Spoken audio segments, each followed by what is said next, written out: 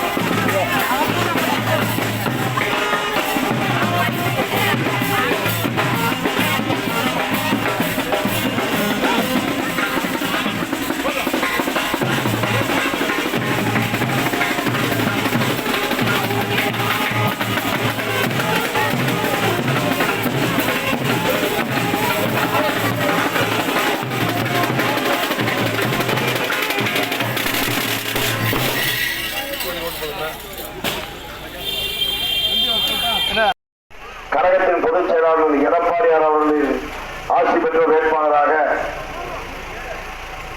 தேசிய முற்போக்கு திராவிட கழகத்தின் கேப்டன் விஜயகாந்த் அவர்களின் ஆட்சி பெற்ற வேட்பாளராக மருத்துவர் அசோகன் உங்களுக்கு வாக்கு கேட்டு வந்திருக்கிறார்.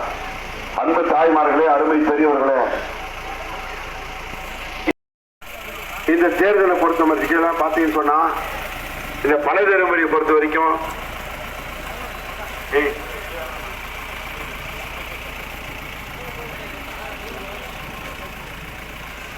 திமுக ஆட்சி வந்து இந்த 3 வருஷத்துல நமக்கு என்ன நன்மை பண்ணுச்சு, நமக்கு என்ன தீமை பண்ணுச்சு, இதெல்லாம் நம்ம யோசனை பண்ணி போடணும். காரணம் என்னன்னு சொன்னா, திமுக ஆட்சிக்கு வந்து இந்த 3 வருஷ காலத்துல இன்னைக்கு கட்டணம் வீட்டுக்காரமாக கரண்ட் பில் கட்டுறாங்களா? 200 ரூபாய் கரண்ட் பில் கட்ட 1000 ரூபாய் வந்துச்சா? கேப்பா பாதி கொடுக்கணும்னு சொல்லிட்டு ஓட்டை வாங்கி ஆட்சிக்கு வந்தான், கொடுக்கல. கொடுக்கல என்ன பண்ணிட்டான், தகுதி பெண்களுக்குன்னு பார்த்து பாதி பேர் கொடுக்கலாம், பாதி பேர் கொடுக்கல. என் பொண்ணா நீங்க தகுதி இல்லைன்னு நான் தான் பார்க்கணும். இந்த பக்கம் கிடையாது, கோயிலா என்ன பொண்ணே தகுதி இல்லைன்னு அவர் தான் பார்க்கணும். என் கூட தகுதி இல்லைன்னு பார்க்கறது அவன் யாரு? கொடுத்தா 1000 கொடுத்த அம்மா சொன்னாங்க, நாங்கள் ஆட்சிக்கு வந்தால் அனைத்து குடும்பங்களும் 100 யூனிட் மின்சார விலை இல்லாமல் தரணும்னு சொன்னாங்க. எல்லா குடும்பத்துக்கும் கொடுத்தாங்களா இல்லையா? கரண்ட் பில்லே கட்டாத இப்ப கூட நிறைய குடும்பம் கட்ட மாட்டாங்க. கட்டாத யாரு தெரியுமா? கேட்கலாம் இல்லையா? அதெல்லாம் அம்மா கொடுத்தது, அந்த எடப்பாடியார் கொடுத்தது. அதுக்கப்புறம் கொரோனா காலத்துல எடப்பாடியார் ஆட்சிக்கு வந்த அப்புறம் கொரோனா காலத்தை வச்சு எல்லா ரேஷன் கார்டுக்கு தான் 2000 கொடுக்க சொன்னாங்க, தவிர தகுதி பார்த்து தராத பார்த்து கொடுக்க சொல்ல எல்லாரும் கொடுத்தாங்க இல்லையா? எடப்பாடியார் 2000 ரூபாய் எல்லாரும் கொடுத்தாங்க இல்லையா? பொங்கல் போனஸ் எல்லாருக்கும் 1000 ரூபாய் கொடுத்தாங்க, எல்லா ரேஷன் கார்டும் கொடுத்தாங்க. ஆனா இந்த ஆட்சிக்கு வந்து திமுக ஆட்சி வந்த அப்புறம் நாளைக்கு தங்கத்தை நிறுத்தி விட்டாங்க. ஒரு பொண்ணு வருதப்பா, வர்றதில்லை. திருமண உதவி 50,000 வருதா? வர்றதில்லை. ஸ்கூட்டருக்கு 25,000 மானியம் வருதா? வர்றதில்லை. படிப்பு லேப்டாப் வருதா? வர்றதில்லை. கர்ப்பிணி பெண்கள் 12,000 வருதா? வர்றதில்லை. மாடு கொடுத்தாங்க வருதா? வரதில்லை. கோழி கொடுத்தாங்க வருதா? ஆடு கொடுத்தாங்க அம்மா பெண் வருதா? எல்லா திட்டத்தையும் நிறுத்திட்டு கரண்ட் பில் ஏற்றிட்டான், சொத்து வரி ஏற்றிட்டான், தண்ணி வரி ஏற்றிட்டான், வீட்டு வரி ஏற்றிட்டான், பத்திரப்பதிவு வரி ஏற்றிட்டான். எத்தனை ஏற்றிட்டு பேசுற பொய் என்னன்னா, வந்த உடனே என்னம்மா நல்லா கை 1000 வச்சான். 1000 கொடுத்துட்டு நாம 900 ரூபாய்க்கு வாங்கின அரிசி எவ்வளவு வச்சுப்போம்? 1800 ரூபாய். அவன் கொடுத்த 1000 அங்கேயே போயிடுச்சு. கரண்ட் பில் மாசம் 700 ரூபாய் யார் விட்டு போறது? அப்ப திமுக நல்லது பண்ணுதா? எதுவும் பண்ணல. அப்ப திமுக நம்ம ஓட்டு போட முடியாது. ஏன்னா அந்த பொம்பளை தனி ஓடிட்டு நாங்கள் ஆட்சிக்கு தான் உடனே சாராய கடையை மூணு இன்னைக்கு எங்களுக்கு ஓட்டு போடுறது திமுக வாய் குடிச்சாலும் கேட்கலாம். அடுத்ததா பாட்டாளி மக்கள் கட்சி. பாட்டாளி மக்கள் கட்சி அண்ணா திமுக என்ன நல்லது பண்ணல? வன்னியர் சமுதாயத்திற்கு அண்ணா திமுக என்ன நல்லது பண்ணல? 10.5% இடஒதுக்கீடு கேட்டாரு அன்புமணி ராமதாசும் ஐயா ராமதாசும். எடப்பாடியார் கொடுத்தாரா இல்லையா? அப்படியே தனியா போய் நிற்கணும். அப்ப இந்த ஜாதிக்கு அன்புமணி ராமதாசும் இந்த ஜாதிக்கு என்ன நல்லது பண்ணிக்கிறாரு? இடஒதுக்கீடு கொடுத்த எடப்பாடியார்கிட்டே கூட இல்லைன்னா அப்ப இந்த சமுதாயத்துக்கு என்ன நல்லது பண்ணுவாங்க? அதனால தயவுசெய்து தாய்மார்களே, நீங்க எல்லாரும் சிந்தித்து உங்களை கேட்கலாம். மறுபடியும் பாட்டாளி மக்கள் உங்களை கேட்பாங்க, எல்லாம் ஜாதி போட்டு போட்டு கேட்பாங்க. என்ன ஜாதி கேட்பாங்க? வன்னியர் போட்டு போட்டு தான் கேட்பாங்க. இவர் என்ன ஜாதி? வன்னியர் தானே. நம்ம பூக்கள் ரவிக்கிறார் பஸ் ஸ்டாண்ட்ல, அவங்க மகன் தானே, படிச்சவர் தானே. இவருக்கு ஓட்டு போட்டா இவரை போய் நம்ம இங்கேயே பார்க்கலாம், தேவைன்னா பஸ் ஸ்டாண்ட்ல கூட பார்க்கலாம். அந்த அம்மா ஓட்டு போட்டு நம்ம போய் பாண்டிச்சேரியில பார்க்க முடியும்?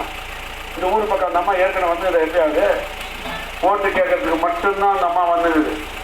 ஆனா நாங்க எப்பனாலும் இந்த ஊருக்கு வந்துவே இருக்கிறோம். அம்மாவா இல்லையா?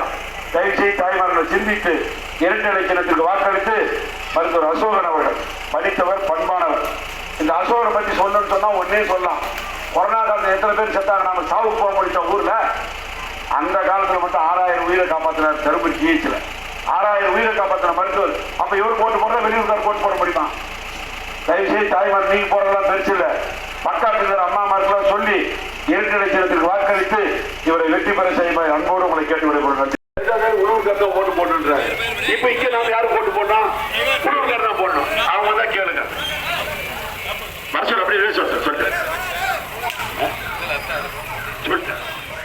தாய்மார்களே, மாற்றத்தை விரும்பும் மாணவர் சமுதாயமே, எழுச்சி விரும்பும் இளைஞர் சமுதாயமே, வருகின்ற நாடாளுமன்ற தேர்தலில் ஒரு வாக்களிக்க வேண்டிய திட்டம் இரட்டை திட்டம். தருமபுரி மண்ணின் மைந்தர் முன்னாள் உயர்கல்வி மற்றும் வேளாண்மைத்துறை அமைச்சர் கே.பி. அன்பழகன் அவர்களின் ஆதரவு பெற்ற வேட்பாளராக மருத்துவர் மக்களை பொறுத்த மட்டில் அனைத்து இந்திய அண்ணா திராவிட முன்னேற்ற கழக அரசுதான் இந்த பகுதி மக்களுக்கு பல்வேறு நல திட்டங்களை கொண்டு வந்து சேர்த்திருக்கிறது என்பதை சொல்வதற்கு நாங்கள் பெருமையாக இருக்கிறோம். காரணம் என்னவென்று சொன்னால், ஊருக்கு யார் வந்தாங்க அது மட்டும் சொல்லு. ஆனா அதிமுக பொறுத்த வரைக்கும் அப்படி இல்லை.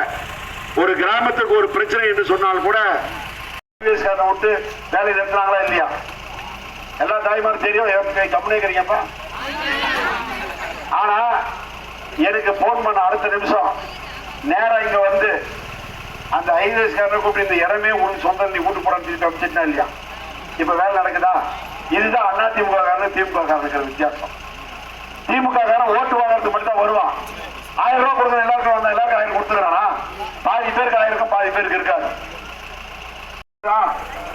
கிராமத்தில் இருக்கிற ஏழையாக்குறவங்களுக்கு மாடு கொடுத்தாங்க வருதப்போ, 6 நாள் ஆடு கொடுத்தாங்க வருதா? கோழி கொடுத்தாங்க வருதா? கர்ப்பிணி பெண்களுக்கு 18,000 ரூபாய் பணம் கொடுத்தாங்க இப்ப வருதா? அந்த பெண்கள் குழந்தை பிறந்தா பரிசு பெற்று கொடுத்தாங்க வருதா?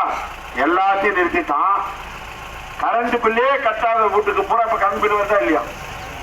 வருதா இல்லையா? ஆனா அவன் கேட்கறான், எந்த கிராமத்துக்கு போறானே, என்னம்மா சவிக்குமா, நல்லா இருக்கிறியா, என்ன ஆள் மினுமினு இருக்கிற, மூஞ்செல்லாம் பேரல ஒளி போட்டியா, பவுடர் போட்டியா, சிங்காரி பொட்டு வச்சியா, கேட்டுட்டு என்னன்றான், நாங்க கொடுத்த 1000 வருதா? இந்த அம்மாளுக்கு கல்யாணம் ஆகி 35 வருஷம் 40 வருஷம் ஆகும். அந்த அம்மாளுக்கு கல்யாணம் ஆகி 60 வருஷம் ஆகும். இத்தனை வருஷமா அவன் கூட்டுக்காரன் வாங்கி கொடுக்காது பேரன் லெவலி ஸ்டிக்கர் போட்டும் இவன் இந்த 4 மாசம் கொடுத்த 1000 தான் வாங்குவா? நான் நேரா அந்த அம்மாவை பார்த்து என்னம்மா பழம் மென்றவன் கேட்டா அதை கீழே இறங்க முடியுமா? அவன் கூட்டுக்கார எதை கல்வி என்ன அடிக்குவான்? அடிப்பானா அடிக்க மாட்டான். ஒரு மந்திரி விட்டு பையனும் கேட்கறான் போய், என்னம்மா சவிக்குமா? அது பழம்னுக்கிற நான் கொடுத்த 1000 வருதா? இவங்க ஒப்புட்டு கொடுத்தான் 1000. 900 ரூபாய்க்கு வாங்கினாரு அரிசி. இன்னைக்கு எவ்வளவு வருது ஒரு சிப்பம்? மீதி 1000 ரூபாய் யாரு வீட்டுல போய் விடுறதான்? அம்மா கொடுத்த 50,000 ரூபாய் தங்கம், 50,000 காசு, 1.25 லட்சம் நம்ம வீட்டுக்கு போச்சு. இவன் 1000 ரூபாய் 4 மாசமா தானே கொடுத்துக்கிறான். அதுலயும் பாதி பேர் கொடுக்குறான், பாதி பேர் கொடுக்கல. அவன் அப்படி கரண்ட் பில் ஏத்திட்டான், சொத்து வரி ஏத்திட்டான், வீட்டு வரி ஏத்திட்டான், தண்ணி வரி ஏத்திட்டான், பத்திரப்பதிவு வரி ஏத்திட்டான், எல்லா வரி ஏத்திட்டு இவன் கேட்கறான் வருது 1000. தயவு செய்து யாரும் நம்பாதீங்க. அடுத்து இன்னொரு கட்சியில வருவாங்க, பாட்டாளி மக்கள் கட்சியில. இங்க இருக்கிற பெரும்பான்மையான மக்கள் வன்னியர் சமுதாயத்தை சார்ந்தவர்கள். அப்படித்தானே? அவர் என்னன்னு ஓட்டு கேட்கிறாரு? வன்னியர் சமுதாயம் வன்னியர் தான் ஓட்டு போடணும், வன்னியர் ஓட்டு அந்நியருக்கு இல்ல, அப்படித்தானே கேட்கிறாங்க. இதை தம்பி யாருன்னு தெரியுமா? தெரியுமா எல்லாருக்கும்? பொம்மணிகளுக்கு தருமபுரி பஸ் ஸ்டாண்டுக்கு போனா பூக்கடை ரவின்னு பேர் பெருசா ஒயிட்டு நிற்கும். அன்சாகர்தான் அவங்க மகன் தான் இவர். அவர் என்ன ஜாதிக்கார? வன்னியர் தானே. இதே அன்புமணி ராமதாஸ் கடலூர் போய் என்னன்றாரு தெரியுமா? கடலூர்ல ஒரு ஆள் நிக்கிறாரு. அங்க போய் இவர் என்னன்னு கேட்கிறாரு? உள்ளூர் ஓட்டு உள்ளூர்காரருக்கு தான் போடணும், வெளியூர்காரருக்கு போடக்கூடாதுன்னு பேசுறாரு. அப்ப நம்ம யாருக்கு ஓட்டு போடணும்? அந்த அம்மா எந்த ஊரு? அந்த அம்மா எந்த ஊரு? யாருக்கா தாய்மாரி தெரியுமா? அந்த அம்மா இந்த ஊருக்கு முன்ன வந்துங்கிற எப்பனா வந்ததில்லை. ஓட்டு கேட்கறதுக்கு மட்டும் வருவாங்க. அந்த அம்மாவுக்கு ஓட்டு போட்டு நம்ம பாண்டிச்சேரி, கடலூர், திருச்சிவரத்துல போய் பார்க்க முடியும். இவருக்கு ஓட்டு போட்டா எங்கேயே போய் பார்க்கலாம். ஒரு நல்லது கெட்டது கூப்பிடணும்னா உடனே வந்து பார்க்கலாம். அப்ப நம்ம யாருக்கு ஓட்டு போடணும்? வன்னியருக்காக போராடுற கட்சின்னு சொல்றாங்க அவங்க. ஆனா வன்னியருக்கு இடஒதுக்கீடு கொடுத்தது எந்த முதலமைச்சர் கொடுத்தாரு? எடப்பாடியா தானே கொடுத்தாரு. அப்ப யாருக்கு நம்ம ஓட்டு போடணும்? 10.5% இடஒதுக்கீடு வன்னியர் சமுதாயத்தை வாழ வைத்த தலைவன் எடப்பாடியார். எடப்பாடியார் தான் இந்த சமுதாயத்தை வாழ வச்சார், வேற யாரும் சமுதாயம் வாழ வைக்கல. அப்ப நம்ம அவருக்கு ஓட்டு போடணும். வன்னியருக்கு இடஒதுக்கீடு கொடுத்ததுனாலேயே அதிமுக ஆட்சியும் தர வரல. ஏன்னா அந்த பக்கம் பூராமே நம்மளுக்கு எடுத்து கொடுத்துட்டோம் வன்னியருக்கு, அதனால நம்ம ஓட்டு போடணும்னு போடல. நீ போடலன்னா கூட பரவாயில்ல, அந்த சமுதாயத்தை வாழ வைக்கணும்னு சொல்லிட்டு 10.5% இடஒதுக்கீடு கொடுத்த தலைவன் கொங்கு வெள்ளாள சமுதாயத்தை சார்ந்தவர்கள் கூட வன்னியன் வாழ வேண்டும் என்பதற்காக இடஒதுக்கீடு கொடுத்த தலைவன் எடப்பாடியார். அப்ப அவருக்கு நம்ம ஓட்டு போடணுமா இல்லையா? வன்னியர் பேரை சொல்லிக்கு நாங்க ஓட்டு கேட்கறது வேஸ்ட். அவர் அன்புமணி கணக்கிலே வச்சுக்கினா கூட அவர் சொல்றாரு கடலூர்ல உள்ளூர்காரன் ஓட்டு போடணும், வெளியூர்காரனுக்கு ஓட்டு போடக்கூடாதுன்னு சொல்றாரு. நியாயம். அதேதான் இங்கேயும் பேசணும். உள்ளூர்காரனுக்கு ஓட்டு போடுங்க, வெளியூர்காரனுக்கு ஓட்டு போடக்கூடாது. அம்மா சின்னம் என்ன? தட்டுவடை சின்னம். கேப்டன் ஆதரவு பெற்ற சின்னம் தட்டுவடை சின்னம். அப்ப உள்ளூர்ல இருக்கிற மருத்துவருக்கு ஓட்டு போடுங்க, இரட்டலைக்கு ஓட்டு போடுங்க. நன்றி கலந்த வணக்கத்தை தெரிவித்துக் கொள்கிறேன். அண்ணா சொன்னார் எல்லா நலத்திட்டங்களையும் அம்மாச்சியில கொடுத்தாங்க. ஆனா இப்ப இருக்க திமுக ஆட்சி நிறுத்திட்டாங்க. உண்மைதானே? இன்னும் ஒரே ஒரு சின்ன உதாரணம், இந்த ஊர்ல அம்மா மினி கிளினிக் ஒன்று இருந்ததா? அண்ணன் எடப்பாடியார் கொடுத்தாரா? உள்ள இப்ப ஒரு அவசரத்துக்குன்னா ஒரு 2 நிமிஷம் ஓடி போய் நீங்க பார்க்க முடியுமா? எமர்ஜென்சினா டாக்டர்னால யாரும் ஒரு 2 நிமிஷம் எமர்ஜென்சினா உடனே ஓடி போய் பார்த்துட்டு அதுக்கப்புறம் மேல் சிகிச்சைக்கு நம்ம தருமபுரி வந்துடலாம். இங்க ஒரு ஹாஸ்பிட்டல் இருந்தது, ஆனா அந்த ஹாஸ்பிட்டல் எடுத்தாங்க. எடுத்துட்டு அவங்க என்ன சொன்னாங்க? மக்களை தேடி மருத்துவம்னாங்க. எத்தனை பேர் வீட்டுல டாக்டருங்க பேஷண்ட் பார்த்து ஊசி போட்டாங்க? ஒருத்தர் கூட வந்துருக்க மாட்டாங்க. ஆனா அதனால 1.5 கோடி பேர் பயனடைஞ்சான்னு சொல்றாங்களே.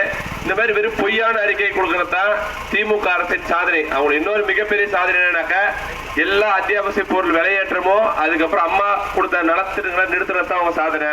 அண்ணன் சொன்ன மாதிரி இதே ஊர் தான், பிறந்தது இதே ஊர் தான், வளர்ந்தது இதே ஊர் தான், இப்ப இருக்கிறது இதே ஊர் தான். அப்ப என்ன நீங்க பார்க்கலாம், மீது 2 பேர் வெளியூருக்காரங்க. உங்களை வேண்டி விரும்பி கேட்டுக்கிறது ரெட்டையில வாக்களிங்கள்னு. ஏன்னா இது வெற்றி என்னைக்குமே இது உங்களோட வெற்றியா இருக்கும்.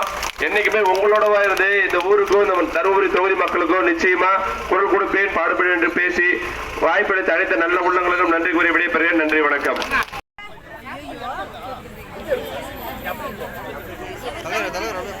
தலைவர் அப்படியே பாகிஸ்தான்